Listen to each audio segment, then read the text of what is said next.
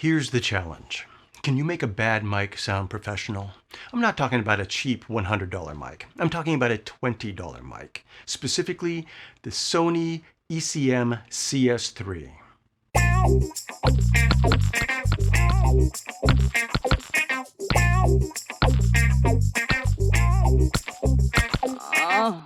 Now, everyone says sound is half of the experience, but most videographers don't put their money where their mouth is. They'll drop $3,000 on a camera, another $1,000 on their lenses, and then chip out a lousy $200 on a microphone. And then, God forbid, plug it directly into their camera. Now, that might be acceptable if they had some knowledge and patience to grade their audio in post, but most don't. And I'm throwing stones at my own house here to a certain extent. I am woefully guilty of saying my audio is good enough when I've done less than the bare minimum. But here's the thing. With the right know-how and patience, you can turn the cheapest of microphones into something that sounds better than most YouTube and corporate videos produced today. And it takes roughly 15 minutes to do. So, can I take this $20 mic and get decent sound out of it? That's the challenge. There are three components of great sound: the right mic, the right placement, and the right grade or audio processing. A lot of folks skimp on the mic, do pretty well with the placement, and then fall on their faces when it comes to grading. The Sony ECM CS3 is the wrong mic, any way you look at it. It's the cheapest, crappiest mic I own, and I have no idea how I got it. Maybe it came with something. So what can we achieve with the right placement and the right processing? Every mic is different, and I think that lav mics have an especially wide range of sound. But most lavs sound best at about 8 inches from the mouth. Here. You can test where your mic is optimal by putting it at 6 inches, then 8 inches, then 10 inches, then 12 inches. Talk for 15 or 20 seconds and then listen to the difference. Good placement is as simple as finding the most natural sound while maximizing the signal-to-noise ratio. There's no magic or special expertise involved. Now with a lav mic, 18 inches generally sounds tinny and allows for too much background noise. But if you're using a boom, a cardioid, or a supercardioid, 18 inches is often the sweet spot. So you want to test a lav around 8 inches and a boom around 18. Now every mic is different and every voice affects what sounds best. So you also need to test every setup with your talent. Don't mic yourself and then simply adjust the levels with the talent. It won't sound the same. I can't say it clearly enough. Placement is crucial. A $1,000 mic will sound just as bad as a $50 mic if placed poorly. Now I put the Sony about 8 inches away and wired it directly to my Tascam DR2D, but I probably could have just stuck it directly into the camera itself because the mic is that bad. All in all, this setup was about $150. Here's the sound I got. There were 6 of them, the brightest and bravest of the hero's companions. Turning back from his post in the bows, Odysseus was in time to see them lifted, struggling, into the air, to hear their screams, their desperate repetition of his own name. Now, as you might expect, the resulting sound is well below mediocre. It's bassy, it's compressed, and it's harsh. You'd lose your mind if you had to listen to a 60-second clip of this audio. But I'll also say that the Sony isn't really the worst microphone out there for $20. Under that horrible bass, there's a midtone and some higher frequencies. It just doesn't have the qualities of, say, a $50 lav mic. But with the right placement, we've eliminated the background noise, and this helps immensely. Noise reduction techniques affect the frequencies of the voice too, and we don't have a lot of data here to play with. Now you have 3 main tools for grading audio: compression, de-essing, and equalization. Compression and de-essing compensates for problems in the voice, not the mic. It's about uneven vocal patterns and sibilance. The Sony clip is pretty good in terms of an even tone, and I tend to like a little sibilance. It brightens up a bass-heavy audio signal like this one. So I'm going to leave those 2 alone and focus on the equalization, because this is where the real work happens. Now you can use any audio software for processing, just so long as it has a multi-band equalizer. I use DaVinci Resolve for my video editing, so I'm going to use it to work on my audio here. DaVinci actually doesn't have the best multi-band equalizer, because it's only got 6 bands. But let's go ahead and open it up. So we're going to start really with our EQ, and that's where most of the work is done. And here's our EQ inside of DaVinci Resolve. There are 6 bands going across here. which is the kind of very bare minimum for working with voice. It is possible, considering how many problems there are with this track and this particular mic, we'll probably add another couple of bands in under the edit tab. But band 1 and band 6 are currently deactivated, and we're not going to worry about those because those are dealing with frequencies outside of the human voice, below 100 and above 4,000 essentially. And we're going to start with band 2, and what we want to do is move it to this icon, allowing the point to adjust both sides. And that gives us this Q factor down here. What we're going to do is with a Q factor, let's take it, show you what it is. A low Q factor is a wide range that is being effective, and if you pump it all the way up, it's as narrow as it can get so that we really target the problem areas. We're going to target the problem areas by essentially raising it up and then sweeping it through and listening for the very harsh tones. It's going to sound harsh, it's going to sound compressed, and it may even sing a little bit where the reverb around the voice is picking up the tone. And you'll know what I mean when we get there. So let's just start and take it from there. There were 6 of them, the brightest and bravest of the hero's companions. Turning back from his post in the... Now this is right at a frequency of 103, and this is probably where my voice is in this, and we actually don't want to touch that. Sometimes you want to lower it a little bit if it's kind of an ugly sound, but that really bassy, boomy sound is just the fact that that's actually where the voice is living. So we're going to leave it there, and we're going to sweep up. There were 6 of them, the brightest and bravest of the hero's companions. Turning back from his post in the bows, Odysseus was in time to see them lifted, struggling, into the air, to hear their screams, their desperate repetition. All right, so you can actually hear that kind of hollow, echoey sound right there. There were 6 of them, the brightest and bravest of the hero's companions. So we're going to take that point and we are going to drop it down. There were 6 of them, the brightest and bravest of the hero's companions. Turning back from his post in the bows, Odysseus was in time to see them lift. Here, and that one is done. We're going to take our Q factor again here, boost it all the way up so that we have a very narrow peak, and we'll start our sweep from where we left off. There were 6 of them, the brightest and bravest of the hero's companions. Turning back from his post in the bows, Odysseus was in time to see them lifted, struggling, into the air, to hear their screams, their desperate repetition of his own name. The survivors could only look on. So that sounds pretty ugly there. It's actually quite a range in there. That's a problem. So I'm actually going to lower that Q a little bit to make it a little fatter. I'm going to drop this down. And there were 6 of them, the brightest and bravest of the hero's companions. Turning back from his... From there, we have this. We're going to pump up our Q factor and raise it up. There were 6 of them, the brightest and bravest of the hero's companions. Turning back from his post in the bow. Ouch, ouch, ouch. That sounds terrible.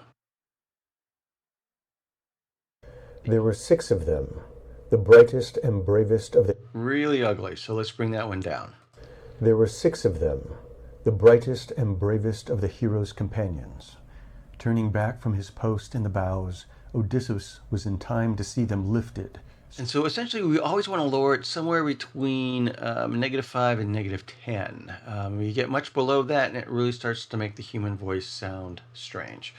As we go through here, you notice we've got a lot of adjustments already below 500, which is why we're kind of going to run out of bands to adjust as we move up. Take that. There were 6 of them, the brightest and bravest of the hero's companions.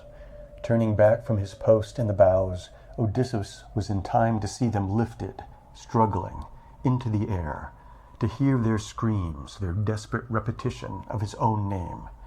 The survivors could only look on. That sounds pretty bad right there. Let's drop it down. There were 6 of them, the brightest and bravest of the hero's companions. Turning back from his post in the bows, Odysseus was in time to see them lifted. All right, and so we're going to go ahead and activate that and make sure that by the time we get to 100, we're fine. We'll activate the top, pull this down so that I want to kind of definitely include 2500. There were 6 of them, the brightest and bravest of the hero's companions. And these two are essentially removing noise that has been picked up by the mic that has nothing to do with my voice. And so it's just adding muddle to it. Now let's give it a before and after listen. There were 6 of them, the brightest and bravest of the hero's companions. There were 6 of them, the brightest and bravest of the hero's companions. And you'll see that it just feels a lot smoother and more modulated. So as we bring down each of these little points, we're actually bringing down the overall level of the sound. So we're going to go ahead and raise that up. There were 6 of them, the brightest and bravest of the hero's companions. Turning back from his post in the bows, Odysseus was in time to see them All right. Now, when we do this, you'll notice that it sounds slightly more subdued. So we want to try to see if we can bring some of that back. We've probably got some ugly tones that are still up above 1,000 here. So we may want to address that as well. And because we can't add another EQ here in this tab, we're going to go and we're going to apply it directly to the clip itself. There's my clip. Zoom out a little bit. And here's the EQ that is part of the inspector. So we'll turn that on. There were 6 of them. And then what I'm going to do here, turn it to the appropriate knob, giving me the Q factor. I'm going to pump that up. I'm actually looking at raising levels for frequencies that sound good. There were 6 of them, the brightest and bravest of the hero's companions. Turning back from his post in the bows, Odysseus was in time to see them lifted, struggling, into the air, to hear their screams, their desperate repetition of his own name. The survivors could only look on, helplessly, while Scylla, at the mouth of her cave, devoured them. It's pretty good, except I think it probably should be number 3. There were 6 of them, the brightest and bravest of the hero's companions. Turning back from his post in the bows, Odysseus was in time to see them lifted, struggling, into... All right, so we'll do a before. There were 6 of them, the brightest and bravest of the hero's companions. There were 6 of them, the brightest and bravest of the hero's companions. Turning back from his post in the bows, Odysseus was in time to see them lifted.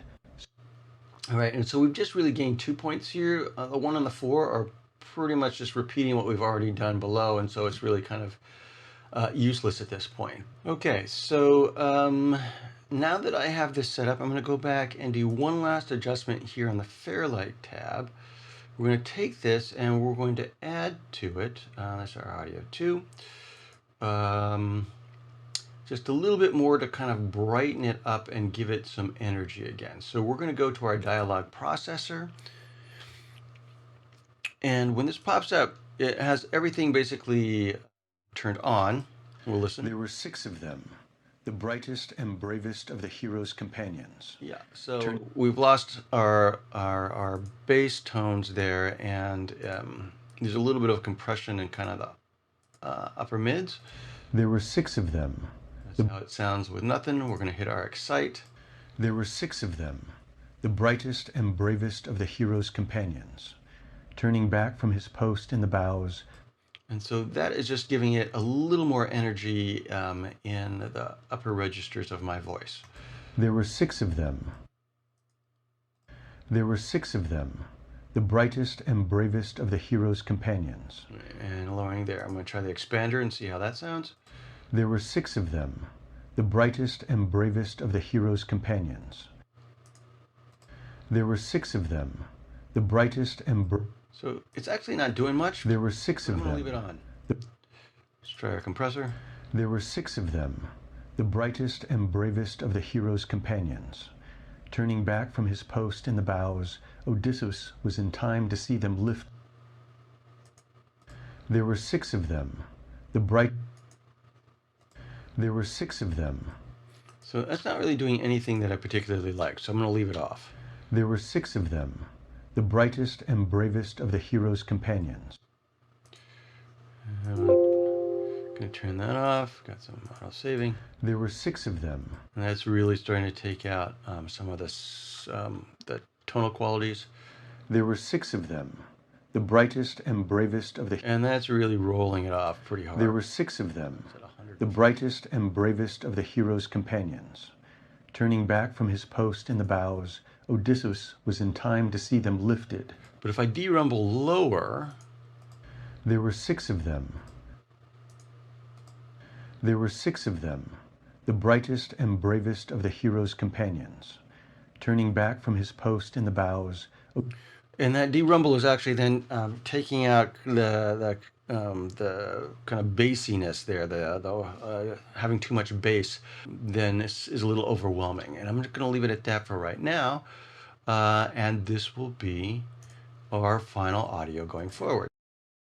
Let's listen one more time to the before and after. There were 6 of them, the brightest and bravest of the hero's companions. Turning back from his post in the bows, Odysseus was in time to see them lifted, struggling, into the air. There were 6 of them, the brightest and bravest of the hero's companions. Turning back from his post in the bows, Odysseus was in time to see them lifted, struggling, into the air, to hear their screams, their desperate repetition of his... So personally, I think the difference here is huge. Is it pro-level audio? Well, of course not. But it's good enough for your average YouTube clip, and while I'd never want this quality of audio for a corporate video, most of my clients frankly would be satisfied with it. Now think about that for a moment. We got usable audio from a $20 mic, which brings me back to the first ingredient of great sound, the right mic. You never want to go into debt for a mic or any piece of video equipment, but it's ridiculous to spend 20 times more on your visual equipment than your audio. There are plenty of $200 mics out there that can record decent sound, and a 15-minute cleanup process can make it good enough for almost any production short of Hollywood. But if you're short on cash or you just want to pick up a bargain mic, in the description below I've got a link to a blog post with 3 broadcast quality lav mics that you can buy used for under $100. Mics that were actually used in TV productions for under $100. Now personally, I currently use a $200 Oktava MK012 and a $250 Audio-Technica 897 for much of my work, and they both produce excellent sound, though I'll confess that my Oktava has a Joly modification, which really brings out the best of the mic. Here's that same reading with the Oktava. There were 6 of them, the brightest and bravest of the hero's companions. Turning back from his post in the bows, Odysseus was in time to see them lifted, struggling, into the air, to hear their screams, their desperate repetition of his own name. The survivors could only look on, helplessly, while Scylla, at the mouth of her cave, devoured them. Now, the Oktava has a smoother, more natural bass and more clarity and depth in the mids and highs, and it's still only a $200 mic. In truth, the better the mic, the better the tonal quality you'll get in the original recording and the less processing you'll have to do in post. But we also tend to fall into this trap of trying to simply buy perfect sound, when in truth that's not the way the science of sound works. A $20 mic can't replace a good mic, but a good mic doesn't automatically give you good sound. A $1,000 mic isn't going to give you Hollywood level audio just off of the signal itself. Hollywood folks pay attention to the details of their setup, and they use these exact same techniques to make George Clooney sound like George Clooney and not George Costanza. So, if you have a $200 mic that you really love, please share it in the comments below because I'd love to learn about it. And let's all take our sound to the next level.